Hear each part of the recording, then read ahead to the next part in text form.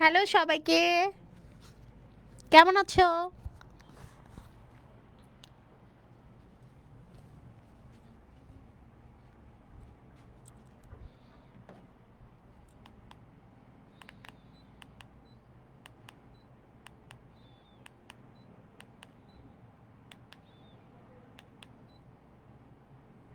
কি অবস্থা? আদাব সবাইকে, ওয়ালাইকুম আসসালাম।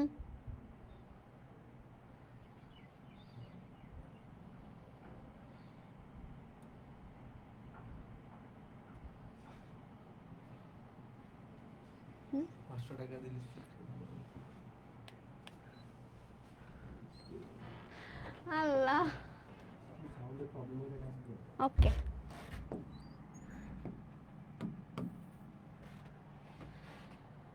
ঘুম ধরছে না? মাগরিবের পরে সন্ধ্যার পরে ঘুমাইতে হয় না, হ্যাঁ, এটা আমাদের কিন্তু ধর্ম অনুযায়ী মানে আমাদের ধর্মের কথা যদি বাদ দিয়ে আমি নিজেও সন্ধ্যার পরে ঘুমায় একটু দেখছি, মানে দিনটাই নষ্ট হয়ে যায়, পুরা মানে রাত নষ্ট হয়ে যায়, সব নষ্ট হয়ে যায় সন্ধ্যার পরে ঘুমাইলে। সন্ধ্যার পরে কখনো ঘুমাবা না, ঘুমালে এমন ভাবে ঘুমাবা যেন সন্ধ্যার আগে ঘুম থেকে উঠে পড়তে পারো, ওকে? লাগবে না। সিক্রেট। সিক্রেট জেনে কি করব?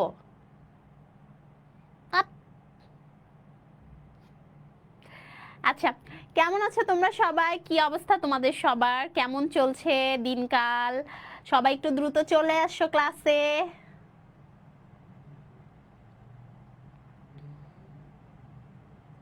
ভালো না?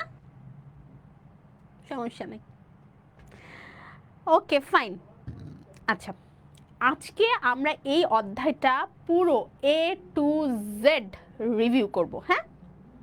রিভিউ করার সময় যেই অংশটা হচ্ছে বাদ গিয়েছে, সেই অংশ যদি তোমরা আমাকে বলো যে আপু এই অংশ হচ্ছে আমাকে একটু পড়াই দেন, বুঝাই দেন, আমি বুঝাই দিব। সো প্রত্যেকটা টপিক আমি পড়াবো, তারপর আমি জিজ্ঞেস করব ওই টপিক রিলেটেড কোনো সমস্যা আছে কিনা, দেন তোমাদেরকে ওই সমস্যাটা হচ্ছে আমাকে জানাতে হবে। ডিএনএ টেস্ট বাদ দিয়ে আমি আগে পুরো বইটা সব কিছু হচ্ছে রিভিউ করে দিব, কোন অংশটা সিকিউ, এমসিকিউ, শর্ট কোশ্চেন সব কিছুর জন্য পড়বা, সব কিছু আমি হচ্ছে তোমাদেরকে দেখিয়ে দিব। তোমাদেরকে আমি বলে রাখি, এই অধ্যায়টা নন স্কিপেবল অধ্যায়, এই অধ্যায়টা স্কিপ করা যাবে না। আমাদের বায়োলজিতে মোট 14টা চ্যাপ্টারের মধ্যে পঞ্চম, ষষ্ঠ এবং দ্বিতীয় অধ্যায় হচ্ছে সবচেয়ে বড় অধ্যায়, 2, 5 এবং 6। তার মধ্যে 5 এবং 6 নম্বর থেকে যে কোনো একটা থেকে কোশ্চিন আসে, খুব কম সময়ই হয় যে বোর্ড পরীক্ষায় দুটো থেকে কোশ্চিন আসছে। সো ওখানে তুমি 5 পড়লে 6 না পড়লে কমন না আসতে পারে, 6 পড়লে 5 না পড়লে কমন না আসতে পারে। সো আলটিমেটলি ওইখানে একটা ভেজাল হওয়ার সম্ভাবনা আছে। সো অনেক সময় আমি আমার স্টুডেন্টদেরকে বলি 5, 6 দুইটাই স্কিপ করে ফেলতে। তো সেই ক্ষেত্রে কিন্তু 12 নম্বর অধ্যায় স্কিপ করা যাবে না, কারণ 12 নম্বর অধ্যায় থেকে কোশ্চিন মাস্ট আসবে, সিকিউ, এসকিউ এবং আরেকটা কি জানি আছে, শর্ট কোশ্চিন, মানে এসকিউ, সিকিউ এবং হচ্ছে এমসিকিউ, সব কিছুর জন্য এই চ্যাপ্টারটা আমাদের লাগবে। সো এই চ্যাপ্টারটা আমরা হচ্ছে স্কিপ করব না, ওকে? ওকে, ডান। তো চলো আমরা হচ্ছে পড়া স্টার্ট করে দিই। আচ্ছা, তো শুরুতে আমরা দেখতেছি আমাদের এই চ্যাপ্টারটা। আচ্ছা, তোমরা আমাকে বলতে পারবা এই চ্যাপ্টারের শুরুতে, এখন তো আমরা চ্যাপ্টারটা পড়ে ফেলছি, এই এই ছবিটা দ্বারা কি বোঝাচ্ছে? এখানে লেখা আছে মানুষ, শিম্পাঞ্জি, কি ওয়ারাং ওয়াটাং ও ম্যাকাক বানরের খুলির তুলনামূলক ছবি। এটা করটি খুলি ওগুলা ব্যাপার না, বাট এটা দ্বারা কি বোঝাচ্ছে এই মানে ছবিটার সাথে, মানে কি রিলেশনটা কি, এই ছবিটার মধ্যে রিলেশনটা কি? এই ছবিটার মধ্যে রিলেশনটা হচ্ছে যে আমরা দেখতে পাচ্ছি যে এখানে একটা সিমিলারিটিস আছে এবং সাথে সাথে এই জিনিসটার মধ্যে একটা ডিসিমিলারিটিসও আছে। ইয়েস, এটা হচ্ছে জৈব অভিব্যক্তির উদাহরণ, হ্যাঁ? এই জন্য শুরুতে কিন্তু বইয়ের শুরুতে এই চিত্রটা দিয়েছে। ফাইন। সো আমরা প্রথমে চলে যাচ্ছি, আচ্ছা আমরা প্রথমে চলে যাচ্ছি জীবের বংশগতি। এখান থেকে একদম সোজা বাংলা ভাষায় আমরা বংশগতি বা হেরিডিটি কাকে বলে, বংশগতি বিদ্যা বা জেনেটিক্স কাকে বলে, এই দুটো কাকে বলে সংজ্ঞাটা এখান থেকে শিখব। প্রথম টপিক থেকে আমরা শুধু এই দুটো সংখ্যা হচ্ছে শিখব। সবাই বুঝেছি? এটা কিন্তু ফার্স্ট ক্লাসে আমি পড়াই দিছি। বংশগতি হচ্ছে আমাদের বৈশিষ্ট্য বহন করে নিয়ে যাওয়া, আর বংশগতি বিদ্যা হচ্ছে আমাদের এই বংশগতি নিয়ে পড়াশোনা করা হয় যে জায়গায়, সেটা হচ্ছে আমাদের বংশগতি বিদ্যা। ফাইন। এরপরে আমাদের সেকেন্ড যে টপিকটা আসতেছে সেটা হচ্ছে বংশগতি বস্তু। সবাই আমাকে বলো তো বংশগতি বস্তু কি কি? বংশগতি বস্তু হচ্ছে ক্রোমোজোম, ডিএনএ, আরএনএ, জিন। ক্রোমোজোম, ডিএনএ, আরএনএ, জিন। ক্রোমোজোম, ডিএনএ, আরএনএ, জিন। বুঝতে পারছো? বংশগতি বস্তু হচ্ছে ক্রোমোজোম, ডিএনএ, আরএনএ, জিন। এই চারটা। জিন বানান ঠিক করে লেখো, GENE, জেন না, জিই। আর আরেকজন লিখছে JHIN, GIN।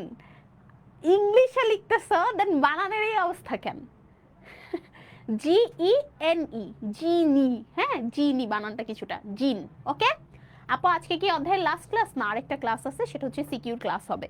Okay fine. So এটা গেল। দেন সেকেন্ডে আমরা চলে আসি হচ্ছে আমাদের ক্রোমোজোমের কাছে। ক্রোমোজোমের এই অংশটা পুরোটা এমসিকিউর জন্য পড়বো। হ্যাঁ, এমসিকিউর জন্য পড়বো। এখানে একটা শর্ট কোশ্চেন আছে, ক্রোমোজোমকে কেন বংশগতির ভৌত ভিত্তি বলা হয়? এখানে একটা শুধু শর্ট কোশ্চেন আছে, ক্রোমোজোমকে কেন বংশগতির ভৌত ভিত্তি বলা হয়? আর বংশগতির রাসায়নিক ভিত্তি বলা হয় কাকে বলো তো? বংশগতির রাসায়নিক ভিত্তি বলা হয় ডিএনএ কে। Okay fine. এরপরে ডিএনএ, মোস্ট হট টপিক, সবচেয়ে ইম্পর্টেন্ট টপিক, সবচেয়ে ভাইরাল টপিক। ডিএনএ থেকে আমরা ভৌত গঠন, রাসায়নিক গঠন দুটোরই চিত্র সহ বর্ণনা আমি সেকেন্ড ক্লাসে পড়িয়েছিলাম। একদম হুবহু ওইভাবে পড়া তোমাদেরকে শিখতে হবে। ঠিক আছে, পড়া, লেখা, চিত্র সব কিছু ওভাবে শিখতে হবে। ডিএনএর এই অংশ থেকে মাঝে মাঝে আমাদের এমসিকিউ আসতে দেখা যায়, বাট তুমি যদি এটা সিকিউর জন্য এই অংশটা পড়বা, আমার স্লাইডটা ফলো করে পড়বা, কারণ এখানে হচ্ছে অনেক খিচা খিচা করে সবকিছু লেখা আছে, একসাথে সব ইয়ে করে লেখা আছে। খাজ মানে হচ্ছে গর্ত, একদম সোজা বাংলা ভাষায় খাজ মানে গর্ত। যেমন কুমিরের দেহ হচ্ছে খাজ কাটা, মানে কুমিরের দেহে হচ্ছে একটু উঁচু একটু নিচু, একটু উঁচু একটু নিচু, এটা এই ব্যাপারটাকে আমরা হচ্ছে খাজ বলি। খাজ মানে হচ্ছে ভাঁজ বা গর্ত। ঠিক আছে, আচ্ছা ওকে ফাইন। তাহলে এই অংশটা আমরা হচ্ছে কোথা থেকে পড়বো? এই অংশটা আমরা পড়বো হচ্ছে আমার স্লাইড থেকে। আমি স্লাইডে পড়াই দিছি, ওখান থেকে আমরা এটা পুরোটা সিকিউর জন্য পড়লে আমাদের এমসিকিউটাও কভার হয়ে যাবে। ফাইন। এরপরে আমরা চলে আসতেছি আমাদের আরএনএর কাছে। ডিএনএ পড়া মানেই হচ্ছে আমাদের আরএনএ পড়া হয়ে গিয়েছে। হ্যাঁ, এখন তোমাদেরকে একটা টাস্ক দিব আমি, ইয়ের মধ্যে টাস্কটা দিব যখন নামাজের ব্রেকে যাব। সো আমি আগেই লিখে রাখতেছি, আমরা নামাজের ব্রেকে যখন যাব এখানে একটা জিনিস তোমাদেরকে লিখতে হবে, সেটা হচ্ছে ডিএনএ ভার্সেস আরএনএ। পার্থক্যের শুধু বিষয়টা লিখবা, পার্থক্যের বিষয়টা লিখবা।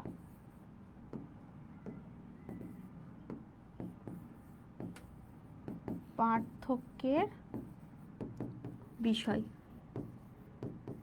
পার্থক্যের বিষয়। বুঝছো? সবাই বুঝছো পার্থক্যের বিষয়? এটা সবাই লিখে রাখবা, পার্থক্যের বিষয়। এটা হচ্ছে নামাজের ব্রেকের সময়। আচ্ছা, সো এরপরে আমরা চলে আসি আমাদের জিন। জিন কাকে বলে, লোকাস কাকে বলে, অ্যালিল কাকে বলে, একদম ক্লিয়ার ধারণা থাকতে হবে। জিন, লোকাস, অ্যালিল কাকে বলে, এই তিনটা একদম কাকে বলে পরীক্ষার জন্য 100% ইম্পর্টেন্ট, অর্থাৎ ক মার্কের জন্য অনেক বেশি ইম্পর্টেন্ট। জিন, লোকাস এবং হচ্ছে অ্যালিল। ওকে ওকে। এরপরে আমাদের চলে আসছে এইটা একটা কনসেপ্ট, ডিএনএ থেকে আরএনএ হয়, আরএনএ থেকে প্রোটিন এবং প্রোটিন থেকে আমাদের বৈশিষ্ট্য হয়। এবং এরপরে আমাদের মেন্ডেলের সূত্র আসছে। মেন্ডেলের সূত্রটা পরীক্ষায় বিভিন্নভাবে ব্যাখ্যা করতে দিতে পারে। এখানে বইয়ের যে লাইনগুলো আছে সেগুলো একদম সুন্দর করে তোমাকে বুঝিয়ে বলতে হবে যে আমি মনে করি লম্বা হওয়ার জিন হচ্ছে বড় হাতের টি, মনে করি খাটো হওয়ার জিন হচ্ছে ছোট হাতের জি, এবং লম্বা হওয়ার জিন হচ্ছে খাটো হওয়ার জিন থেকে প্রকট। এভাবে আগে তোমাকে বলে নিতে হবে এই কনসেপ্টটা। এরপরে তোমাকে বলতে হবে যে বিশুদ্ধ পিতার জিন হচ্ছে যদি লম্বা হয় তাহলে বড় হাতের দুটোটি, বিশুদ্ধ মাতা মানে হচ্ছে হোমোজাইগাস মাতা যার হচ্ছে খাটো তার হচ্ছে ছোট হাতের টি। এরপর এদের মধ্যে ক্রস, দেন কি তৈরি হচ্ছে, একদম স্টেপ বাই স্টেপ যাবে, কোনো স্টেপ মানে হচ্ছে মিসিং হবে না। বইতে এটা হচ্ছে পার্থক্য একটাই হবে, বইতে এটা হচ্ছে প্যারা করে লেখা আছে, তোমার লেখার প্যাটার্নটা হচ্ছে একটু পয়েন্ট টাইপের হবে। Okay clear? বুঝতে পারছো? ওকে ডান। আচ্ছা, এই পর্যন্ত কার কার সমস্যা আছে আমাকে বলবা। ডিএনএ অনুলিপির আগ পর্যন্ত স্পেসিফিক্যালি কার কার সমস্যা আছে আমাকে বলবা।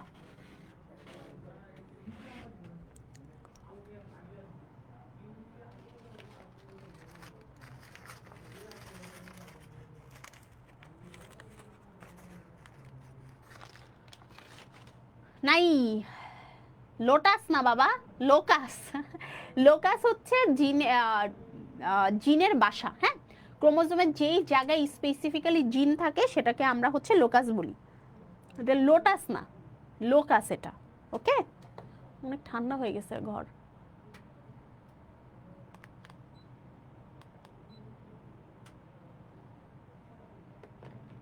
আচ্ছা,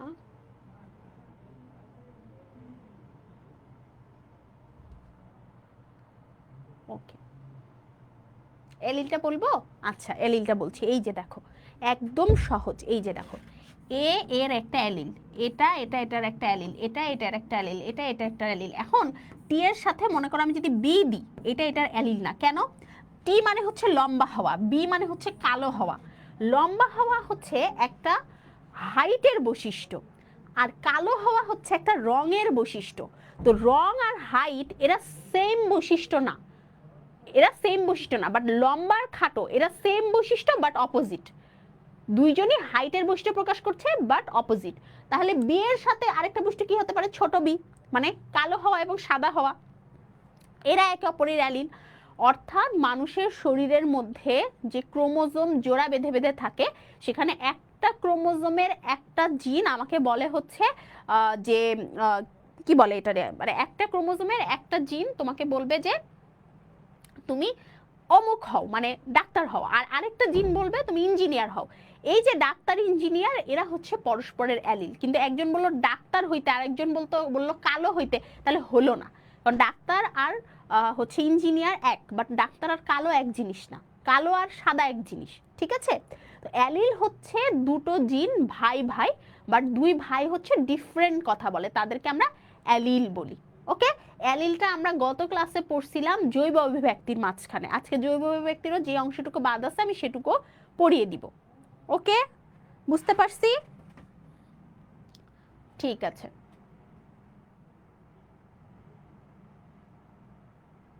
ওকে ফাইন। তাহলে আমরা ডিএনএ অনুলিপিটা দেখে ফেলি।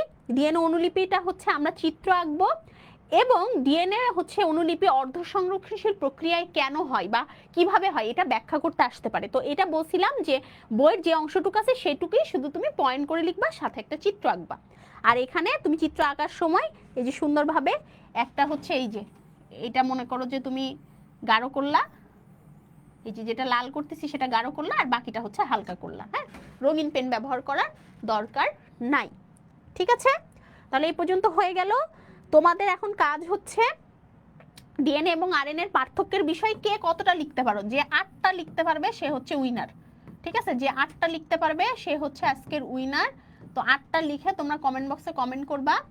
আর এখন হচ্ছে 6টা 13 বাজে, আমরা হচ্ছে নামাজের ব্রেক দিব। 6টা 25-এ আমরা হচ্ছে ক্লাসটা স্টার্ট করব। ক্লাস স্টার্ট করে সবাই অবশ্যই টাইম মতো চলে আসবা, কারণ ক্লাস স্টার্ট করে আমরা হচ্ছে ডিএনএ টেস্ট সম্পর্কে পড়বো। ঠিক আছে?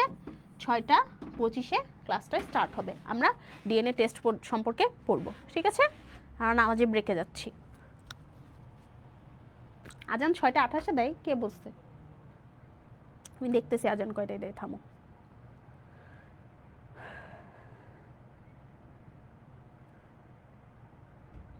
আচ্ছা, ঢাকায় আজান দেয় 6টা 17-তে।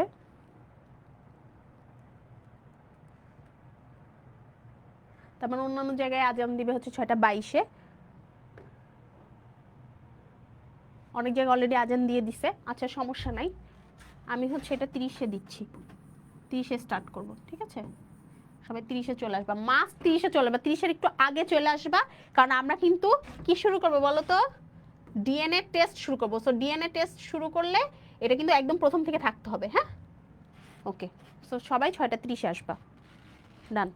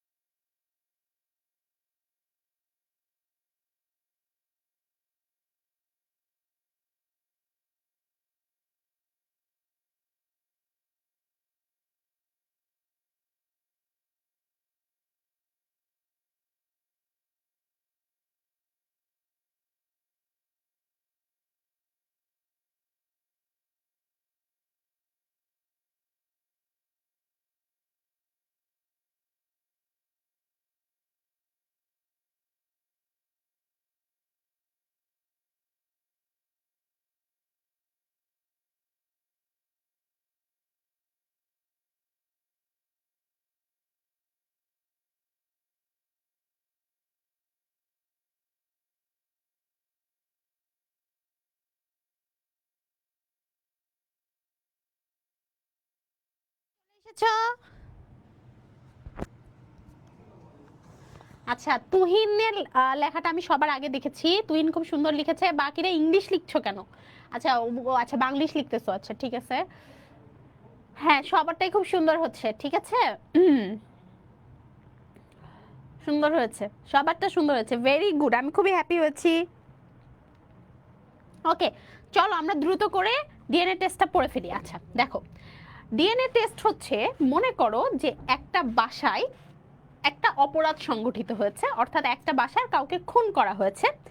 ওই বাসায় 10 জন আছে, বা ওই বাসায় বলবো না, ওই খুনের সময় ওইখানে 10 জন উপস্থিত ছিল, ঠিক আছে।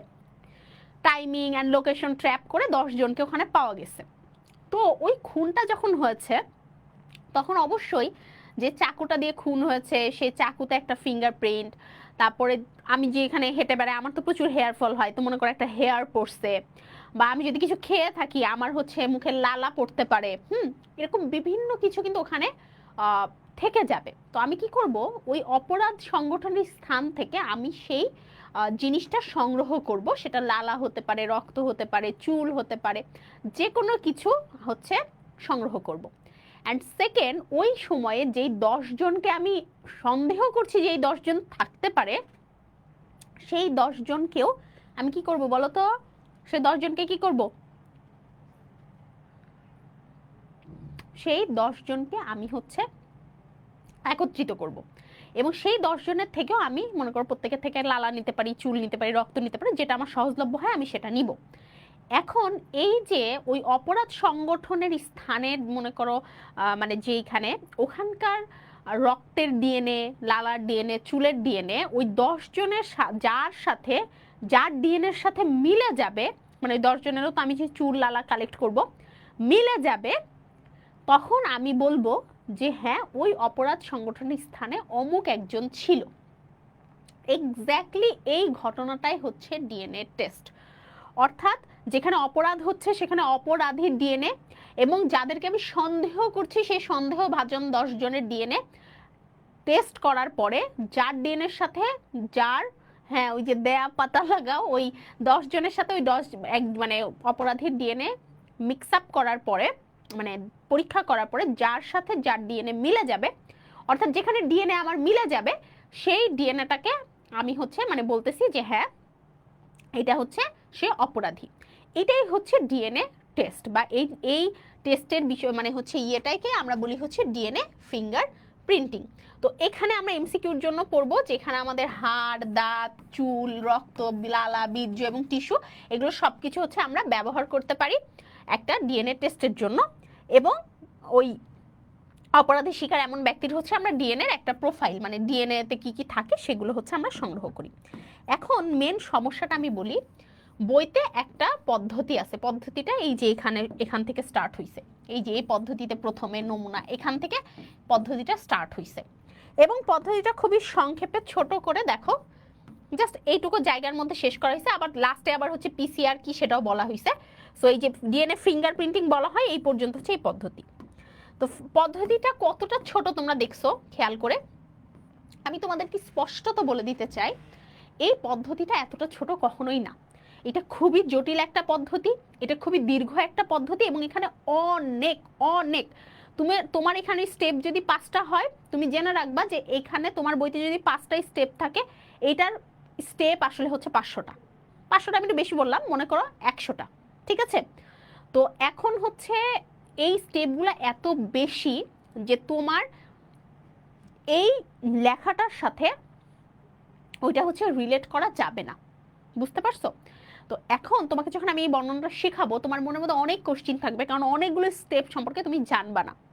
এই জন্য আমি একদম সহজ করে বলছি। প্রথমে তুমি এই যে একটা যে চুল নিবা, এই একটা চুল থেকে ডিএনএ বের করার প্রসিডিউরই অনেক লং। মনে করো একটা রক্ত থেকে, চুল থেকে, লালা থেকে, বা শরীরের যে কোনো একটা কোষ থেকে ডিএনএ কে বের করে আনার প্রসিডিউরই অনেক লং। এই প্রসিডিউরে অনেক মানে হচ্ছে লং একটা প্রসিডিউর, অনেক কিছু ব্যবহার করে এটা করতে হয়।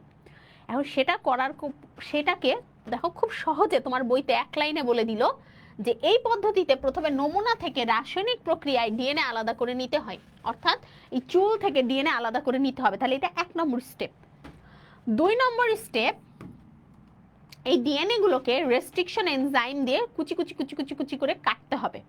অর্থাৎ এটা যদি একটা ডিএনএ হয়, একটা এনজাইম নাম হচ্ছে রেস্ট্রিকশন এনজাইম দিয়ে ছোট ছোট ছোট ছোট ছোট ছোট ছোট ছোট ছোট ছোট পিস করে কাটতে হবে, একদম ছোট পিস করে, এতটুকু পিস করে করে সবগুলো হচ্ছে কাটতে হবে, ঠিক আছে, এতটুকু পিস করে করে কাটতে হবে, আচ্ছা, একদম ছোট করে। তারপরে 2 নম্বর গেল।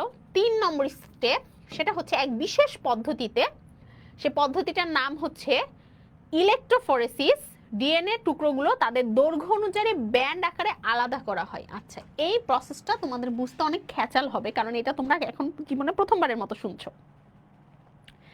ইলেকট্রোফোরেসিস হচ্ছে একটা প্রক্রিয়া যেখানে এরকম একটা শীটের উপরে ডিএনএ গুলোকে দেওয়া লাগে এবং এই ডিএনএ গুলো হচ্ছে দৌড় দেয়। যেই ডিএনএ হচ্ছে ছোট সে বেশি জোরে দৌড় দেয়, যে ডিএনএ কম ছোট সে একটু আস্তে দৌড় দেয়, যে ডিএনএ অনেক লম্বা সে একটু বেশি আস্তে দৌড় দেয়।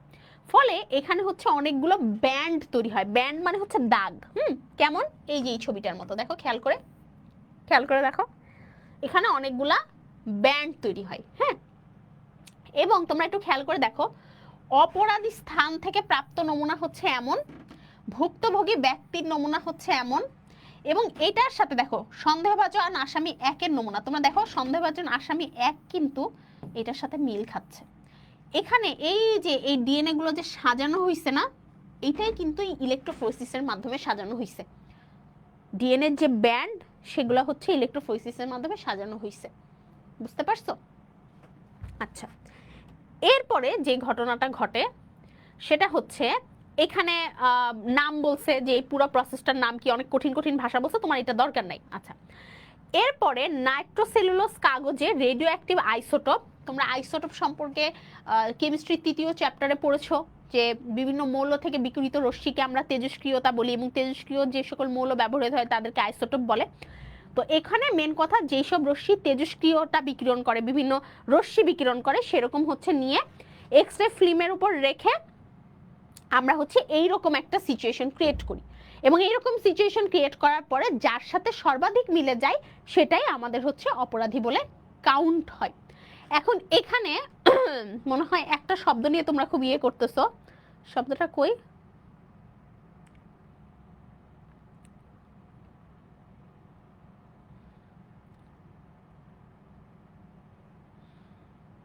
এই যে ডিএনএ প্রোব এর সাথে হাইব্রিডাইজ করে। আচ্ছা, ডিএনএ প্রোব আমি বুঝছি কখন, আমি তোমাদেরকে বলে দিই, তাহলে তোমরা রিয়েলাইজ করতে পারবা। ডিএনএ প্রোব আমি পড়ছি হচ্ছে অনার্স 3rd ইয়ারে গিয়ে, থার্ড ইয়ার মানে বুঝছো, আমি অনার্স 3rd ইয়ারে পড়ছি 2022 সালে। 2022 সালে আমি অনার্স 3rd ইয়ারে পড়ছি, বাট অ্যাজ ইউজুয়াল আমার পড়ার কথা হচ্ছে 19, 20, 21 সালে। সো 21 সালে আমি অনার্স 3rd ইয়ারে পড়ছি। এবার তোমরা চিন্তা করে দেখো, এসএসসির পরে 17, 18, 19, 20, 21, 5 বছর পরে, এসএসসির দেওয়ার 5 বছর পরে আমি হচ্ছে অনার্স 3rd ইয়ারে গিয়ে এই টপিকটা পড়ছি। আর তোমরা তো এখন ক্লাস 10-এ পড়ো, তাহলে আজ থেকে 6 বছর পরে গিয়ে তোমরা এই টপিকটা পড়বা। সেই 6 বছর পরের টপিক তোমাকে যদি আমি এখন ধরাই দিই, তুমি কি বুঝতে পারবা? পারবা না। বা তোমরা যেহেতু আমাকে জিজ্ঞেস করছো, আমি একদম সহজ ভাষাতে এটা বলবো। ডিএনএ প্রোব হচ্ছে একটা ছাঁচ। মনে করো এখানে একটা ডিএনএ আছে, যখন ডিএনএ প্রোব আসবে, ওই ডিএনএ প্রোবটা এটার সাথে এক্স্যাক্টলি, আমরা বলি না যে একটা মনে করো বক্স, একটা বক্সের মধ্যে একটা জিনিস এরকম দিলাম, খুব সুন্দর মতো অ্যাডজাস্ট হয়ে গেল, এই বক্সটাই হচ্ছে ডিএনএ প্রোব। অর্থাৎ একটা ডিএনএর সাথে আরেকটা ডিএনএ যে, মানে একটা ডিএনএ যে একটা জায়গায় অ্যাডজাস্ট হবে, ওই জায়গাটাই হচ্ছে ডিএনএ প্রোব। ওইটা এই ডিএনএর সাথে অ্যাডজাস্ট হয়ে যায়, মানে ওই ডিএনএটাকে শনাক্ত করে। অর্থাৎ এটা যদি অপরাধীর ডিএনএ হয় আর এটা যদি হচ্ছে আমাদের সন্দেহভাজনের ডিএনএ হয়, তাহলে এটার সাথে এটা খুব সুন্দর মতো অ্যাডজাস্ট করে যাবে, এবং সেটা দেখে আমরা বুঝতে পারবো হ্যাঁ ইনি অপরাধী। বুঝতে পারছো? তো আমার একদম পরামর্শ কি, এবার সেটা শোনো। যখনই এই মানে এই অংশটা আমি তোমাদেরকে পড়াই, এই অংশটা বুঝতে গেলেই সমস্যা।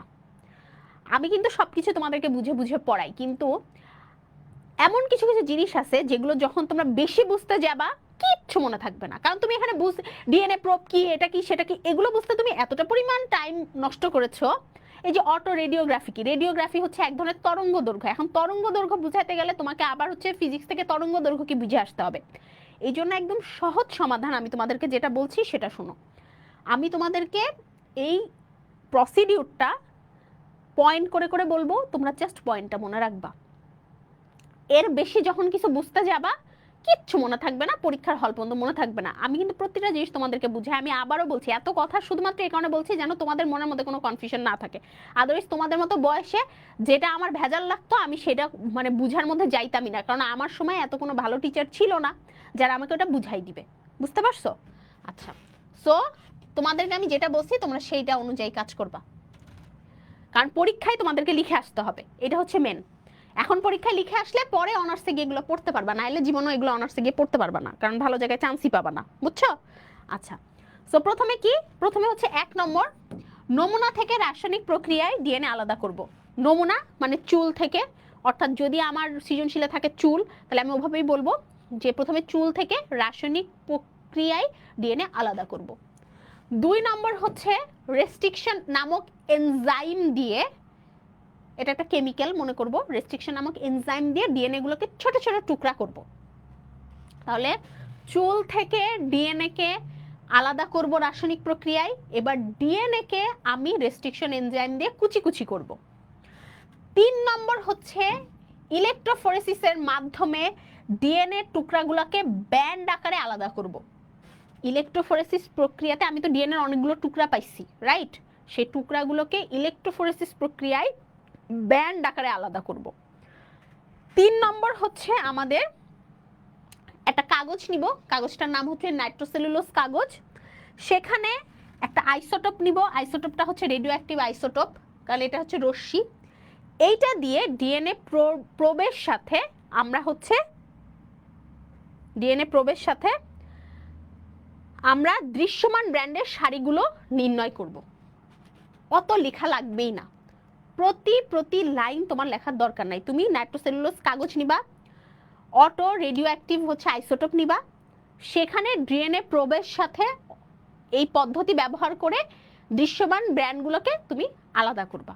বাস, এইটুকুর বেশি তোমার না বুঝতে হবে না লিখতে হবে, তুমি এইটুকুই লিখবা। কারণ পরীক্ষার হলে গিয়ে এই যে যারা ক্লাসের মধ্যে লাফাইতেছো কেউ এইটুকুই লিখে আসতে পারবা না, বুঝছো? সো শুধু এইটুকু লিখে দিবা। এরপরে তুমি বলবা এই কথাটা যে অপরাধী স্থল থেকে প্রাপ্ত নমুনার সাথে সন্দেহভাজন নমুনার মিল এবং অমিল চিহ্নিত করব, করে আমি দেখবো যে যার সাথে সর্বাধিক মিল তাকে আমি অপরাধী বলবো। ঠিক আছে? এই পদ্ধতিকে আমি ডিএনএ ফিঙ্গারপ্রিন্টিং বলবো বা ডিএনএ টেস্ট বলবো। এবং আরেকটা হচ্ছে পিসিআর বা পলিমারেজ চেইন রিঅ্যাকশন। এটা কি? একটা ডিএনএ থেকে দুটো, দুটো থেকে চারটা, চারটা থেকে 10টা, 10টা থেকে 20টা, 20টা থেকে 1 লাখ, এভাবে কন্টিনিউয়াসলি একটা প্রসেস পলিমার তৈরি করতেছে। পলিমার মানে হচ্ছে অনেকগুলো জিনিস তৈরি করতেছে চেইন রিঅ্যাকশনের মাধ্যমে। চেইন কি? একটা রিঅ্যাকশন শেষ হচ্ছে আরেকটা শুরু হচ্ছে, একটা রিঅ্যাকশন শেষ হচ্ছে আরেকটা শুরু হচ্ছে, একটা রিঅ্যাকশন শেষ হচ্ছে আরেকটা শুরু হচ্ছে। এই প্রসিডিউরটাই হচ্ছে পলিমারেজ চেইন রিঅ্যাকশন। ওকে, তাহলে আমি আবার বলতেছি, প্রথমে রাসায়নিক পদ্ধতিতে আমি হচ্ছে চুল থেকে ডিএনএ আলাদা করব। 2 নম্বরে রেস্ট্রিকশন এনজাইম দিয়ে ডিএনএ গুলোকে ছোট ছোট টুকরা করব। 3 নম্বর হচ্ছে ইলেকট্রোফোরেসিসের মাধ্যমে এই ডিএনএ গুলোর ব্যান্ড তৈরি করব। 4 নম্বর হচ্ছে নাইট্রোসেলুলোজ কাগজে রেডিও অ্যাক্টিভ আইসোটোপের সাহায্যে ডিএনএ প্রোবের মাধ্যমে আমি দৃশ্যমান ব্যান্ডের শাড়ি তৈরি করব। মেন কথা, দৃশ্যমান ব্যান্ডের শাড়ি তৈরি করব। বাস, এই সবগুলো শব্দ তোমার লিখতে হবে না। বুঝতে পারছো? এইটাই মেন কনসেপ্ট। এখানে এটুকু লিখে দিলে তোমার হচ্ছে ডিএনএ টেস্ট হয়ে যাবে। ডিএনএ টেস্ট পরীক্ষার জন্য কম ইম্পর্টেন্ট, আমি আবারও বলছি, ঠিক আছে? ডিএনএ টেস্ট পরীক্ষার জন্য কম ইম্পর্টেন্ট। ওকে, এইটার থেকে বেশি আমি এটার বুঝাবো না, কারণ it's just a West of time. একটা পুরো ছোট ছোট করে লেখা 50 থেকে 100 পেজের একটা বইকে যদি আমাকে 2 লাইনে বোঝাতে বলা হয়, এটা সম্ভব না। কারণ তোমরা জেল ইলেকট্রোফোরেসিস বোঝো না, তোমরা নাইট্রোসেলুলোজ বোঝো না, তোমরা প্রোব কি বোঝো না, এগুলো তোমাদের বোঝার কোনো প্রয়োজন নাই। আর আমি খুবই লেস অ্যাপ্রিসিয়েট করি বা একদম খুবই হচ্ছে ডিমোটিভেটেড করি অপ্রয়োজনীয় পড়ার প্রতি। যেই জিনিস অপ্রয়োজনীয় সেটা পড়াকে আমি খুবই ডিসকারেজ করি, বাংলা কথা। ঠিক আছে, ডান। এরপরে হচ্ছে মানুষের লিঙ্গ নির্ধারণ। এইটার কনসেপ্টটা তোমাকে একদম ক্লিয়ারলি জানতে হবে। এটার কনসেপ্টটা কেমন? কনসেপ্টটা হচ্ছে আমি অলরেডি বলেছি, এটার একটা ক্লাস কিন্তু তোমাদের নেওয়া আছে। তোমার দেহকোষে কয়টা ক্রোমোজোম আছে, তোমার জনন কোষে কয়টা ক্রোমোজোম থাকে, এবং তোমার জাইগোটে কয়টা ক্রোমোজোম থাকে, এই প্রসিডিউরটা তোমার জানতে হবে। আমি কি কি বললাম?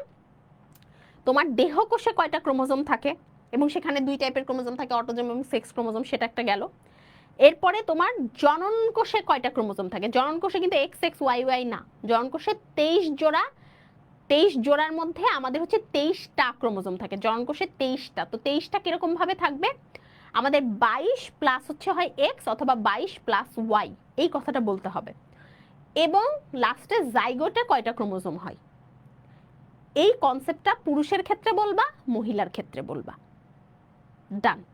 এইটাই লিঙ্গ নির্ধারণের কনসেপ্ট, যেটা তোমাদের পরীক্ষায় গুছায় লিখে আসতে হবে। বুঝতে পেরেছো? ওকে। এরপরে আমাদের এবং হচ্ছে ওই যে লিঙ্গ নির্ধারণ মানে পুত্র সন্তান হওয়ার জন্য বা সন্তান লিঙ্গ নির্ধারণে বাবার না মায়ের ভূমিকা, ওটা তোমরা রিডিং পড়ে লিখতে পারবা, ওটা সমস্যা নাই। আচ্ছা, এরপরে হচ্ছে এর মধ্যে থেকে তোমরা জাস্ট রিডিং পড়বা। এখানে একটা কনসেপ্ট আসে যে এক্স না ওয়াই মানে এক্স ক্রোমোজোমে হচ্ছে আমাদের এই খারাপ জিনটা থাকে, ওয়াই ক্রোমোজোমে খারাপ জিনটা থাকে না। ওয়াই ক্রোমোজোমে খারাপ জিনটা কেন থাকে না? কারণ ওয়াই ক্রোমোজোমটা হচ্ছে অনেক ছোট ক্রোমোজোম। সো একটা ক্রোমোজোম এমনিই ছোট, তার মধ্যে আবার খারাপ জিন আছে, এটা হওয়া পসিবল হয় না। এই কারণে আমাদের হচ্ছে এক্স ক্রোমোজোমই আমাদের বাহক হিসেবে কাজ করে, এবং এক্স ক্রোমোজোমই আমাদের সেই অসুখটা বহন করে। আচ্ছা, এবার হচ্ছে কালার ব্লাইন্ডনেস বা বর্ণাঢ্যতার মধ্যে প্রতি 10 জনে একজনকে কালার ব্লাইন্ড হতে দেখা যায়। তারপরে এই যে ইশিহারা টেস্ট, এই টেস্টটার নাম কি? Ishihara test. এগুলো বিভিন্ন হচ্ছে এমসিকিউর জন্য শুধু তোমরা পড়বা। ফাইন। এরপরে এইটার কনসেপ্ট তো তোমাদের অলরেডি পড়িয়ে দিয়েছি। থ্যালাসিমিয়ার কথা যদি বলি, থ্যালাসিমিয়ার মধ্যে এমসিকিউ পড়বা যে থ্যালাসিমিয়া 2 রকমের হয়, এই যে আলফা থ্যালাসিমিয়া এবং বিটা থ্যালাসিমিয়া। কারণ লোহিত কোষে 2 রকম প্রোটিন থাকে, একটা আলফা গ্লোবিউলিন, একটা বিটা গ্লোবিউলিন। তো আলফা গ্লোবিউলিন যদি না থাকে তাহলে সেটা আলফা থ্যালাসিমিয়া, বিটা গ্লোবিউলিন যদি না থাকে বিটা থ্যালাসিমিয়া। কনসেপ্টটা কেমন? আলফা গ্লোবিউলিন প্রোটিনটা না থাকলে আমাদের শরীরে যেই জিনটা তৈরি হয় না বা যেই হচ্ছে অসুখটা তৈরি হয়, সেটার কারণে যেই অসুখটা হচ্ছে সেটা হচ্ছে আলফা থ্যালাসেমিয়া। আর বিটা গ্লোবিউলিন প্রোটিন যদি শরীরে তৈরি না হয় তাহলে যে থ্যালাসেমিয়াটা হবে সেটা বিটা থ্যালাসেমিয়া। তো এখন এই আলফা বিটা প্রোটিন কে তৈরি করে? জিন তৈরি করে। এখন জিন যদি ত্রুটিপূর্ণ হয় তাহলে কিন্তু সেই প্রোটিনটা তৈরি হবে না। ঠিক আছে, এই জায়গাটুকু পুরোটা এমসিকিউর জন্য পড়বা। হ্যাঁ, thalassemia major, thalassemia minor. Minor মানে হচ্ছে বাবা মায়ের যে কোনো একজনের জিন পাওয়া, মেজর মানে হচ্ছে বাবা মা 2 জনেরই জিন পাওয়া, এটাই। আচ্ছা, তারপরে আমরা চলে আসি হচ্ছে চিকিৎসা। চিকিৎসা হচ্ছে তোমার কি কি চিকিৎসা লাগবে, খুব জেনারেল কথাবার্তা যেটা সেটা। সো এইভাবে পুরো অধ্যায়টা রিডিং পড়বা। এই অংশ তো পুরোই রিডিং। আমাকে একজন ইনবক্স করছিলা যে আপু এই অংশটা পড়তে খুব বিরক্ত লাগছে, এই অংশটা পড়বো কি স্কিপ করব? কথা হচ্ছে এই অংশটা শুধু এসকিউতে আসবে। এই যে মেন্ডেলের যে এই অংশটা শুধু শর্ট কোশ্চিনে আসবে। এই অংশ থেকে কখনোই সিকিউ আসবে না। একটু দেখো, জৈব অভিব্যক্তি যেটা, এই অংশটা পুরোটাই শর্ট কোশ্চিনে আসবে, এবং এমসিকিউ আসলে একটা এমসিকিউ আসতে পারে। সো অবভিয়াসলি তোমার যদি এটা নিয়ে বেশি প্যারা হয় তুমি স্কিপ করতে পারো, কারণ এটা স্কিপ করো বাকি অংশ দিয়েও তুমি সৃজনশীল লিখে কভার করে আসতে পারবা। কিন্তু অনেক সময় ক খতেও এই অংশ দিয়ে দেয়। তো আমি সাজেস্ট করবো অ্যাটলিস্ট একবার রিডিং পড়া ধৈর্য ধরে, কারণ এখানে কঠিন কোনো শব্দ নাই, বরং এর থেকে ওই যে ডিএনএ টেস্টের মধ্যে কঠিন শব্দ আছে, কিন্তু এইখানে কোনো কঠিন শব্দ নাই। বুঝছো? গাইডে তো আপু গাইডে তো এটা থেকে সিকিউ পাইছি। ওকে, সেটা কি বোর্ড কোশ্চিন ছিল? গাইডের সিকিউ, স্কুলের সিকিউ, এগুলো স্ট্যান্ডার্ড সিকিউ না। স্ট্যান্ডার্ড সিকিউ হচ্ছে বোর্ড প্রশ্ন। যখনই সিকিউ সলভ করবা সবসময় বোর্ড প্রশ্নের সিকিউ সলভ করবা। 25 সাল, 24 সাল, 23 সাল, 22 সাল, 21 সাল, 20 সাল, এগুলা। আর যদি এবার বলে থাকো বোর্ড পরীক্ষা আসছিল, সেটাও আমি ক্লিয়ার করে দিই। বোর্ড পরীক্ষায় গ ঘতে এই সিকিউ একবার আসছিল। ওইটা অনেক বছরে একবার আসছিল, অর্থাৎ ম্যাক্সিমাম সময়টা আসে না। হঠাৎ একটা বছরে কোনো একটা বোর্ডে মনে হয়েছে একটু ভেজাল করবে, সেই বোর্ডে এটা দিছে। আদারওয়াইজ আমি তো বলতেছি সিকিউ না, এটা থেকে ক খ আসে, বিশেষ করে খ আসে, এখান থেকে খ মার্কও আসবে, এখান থেকে শর্ট কোশ্চিনও আসবে। সো আমি তো সাজেস্ট করবো যে বইয়ের অন্যান্য চ্যাপ্টার হাবিজাবি করে না পড়ে তুমি আগে এই অধ্যায়টাকে দুইটা অংশ মনে করবা। এই অধ্যায়ের প্রথম অংশটা হচ্ছে জিনতত্ত্ব অংশ, এটা এতক্ষণ যেটা পড়াইছি এই যে এই পর্যন্ত। এরপরে তোমরা আপাতত এই অংশটা পড়ে রাখলা, রেখে তোমরা অন্য কিছু পড়লা, পরে যখন তোমরা রিভিশন দিবা তখন তোমরা এই অংশটা রিডিং পড়বা। বুঝতে পারছো? অর্থাৎ এই অংশটা পড়বা না তা না, পড়বা, বাট প্রথমে পড়ে মাথা নষ্ট করার দরকার নাই। যেহেতু তোমরা ক্লাস 10-এ উঠছো, তোমরা অনেকেই অধ্যায়টাই ফর দ্য ফার্স্ট টাইম পড়তেছো, সো আমার সাজেশন থাকবে এই পর্যন্ত অধ্যায় পড়ায়। এই অধ্যায়টা এমন একটা চ্যাপ্টার যেটাতে মুখস্থের অংশ হচ্ছে অনেক কম, বুঝে পড়লে এখান থেকে অনেক কিছু বুঝায় পরীক্ষার হলে কিন্তু লেখা যায়। ঠিক আছে? মিউটেশন হচ্ছে হঠাৎ এবং আকস্মিক পরিবর্তন, মানে হঠাৎ করে একটা জিনের মধ্যে, একটা জিন এতক্ষণ বলছিল যে কালো হও কালো হও, এখন হঠাৎ করে ও বলতেছে যে লাল হও, এইটা হচ্ছে আমাদের মিউটেশন। বুঝছো? ক্লিয়ার? আচ্ছা, সো এই অংশটা তোমরা হচ্ছে রিডিং পড়বা, এটা পুরোই রিডিং, জাস্ট এমসিকিউ এবং হচ্ছে এসকিউর জন্য। সো এই তো আমাদের মোটামুটি এই চ্যাপ্টারটা কিন্তু তাহলে শেষ। এই যে প্রজাতির টিকে থাকায় জৈব অভিব্যক্তির গুরুত্ব, এটা পরীক্ষায় ভাবে আসে যে প্রজাতির টিকে থাকায় জৈব অভিব্যক্তির গুরুত্ব ব্যাখ্যা করো। তখন এইটুকু না পড়লে তো তুমি পারবা না, তাই না? একটা প্রজাতি টিকে থাকবে, সে বিবর্তন যদি না হয়, সে যদি অ্যাডাপ্টেশন না করে, অভিযোজন না করে, মানে পরিবেশের সাথে নিজেকে খাপ না খাওয়ায়, তাহলে তো সে টিকে থাকবে না। এই কথাগুলোই বলতে হবে। হ্যাঁ, আচ্ছা, কোন কোন পার্ট সিকিউর জন্য ইম্পর্টেন্ট, এটা তো শুরুর থেকে বলছি, আবার বলে দিচ্ছি। এই অধ্যায়ের জন্য সিকিউর পার্ট হচ্ছে ডিএনএ আরএনএ গঠন, ডিএনএ আরএনএর পার্থক্য, মেন্ডেলের সূত্র প্রতিপাদন, লিঙ্গ নির্ধারণ এবং জেনেটিক ডিসঅর্ডার। এটাই শুধু সিকিউর জন্য এই অধ্যায় থেকে ইম্পর্টেন্ট। আর ডিএনএ অনুলিপন, ডিএনএ টেস্ট, এটা মাঝে মাঝে আসে, অতটা ইম্পর্টেন্ট না, বাট পড়ে রাখতে হবে, মাঝে মাঝে আসে। বুঝছো? নেক্সট ক্লাসে এই পুরো চ্যাপ্টারটার সৃজনশীল আমি হচ্ছে পড়িয়ে দিব। আর একটা ক্লাস দিবে না, এই যে বললাম সৃজনশীল প্র্যাকটিস করব, বোর্ড প্রশ্ন প্র্যাকটিস করবো। আজকে তো এই পুরো অধ্যায়টা রিভিউ করলাম, যে যে অংশগুলো বাদ ছিল সেগুলো পড়ে দিলাম। ওকে, ঠিক আছে। সো সবাই অনেক ভালো থাকো, সুস্থ থাকো। আজকে ক্লাসটা এখানেই শেষ করে দিচ্ছি। আসসালামু আলাইকুম সবাইকে এবং আল্লাহ হাফেজ।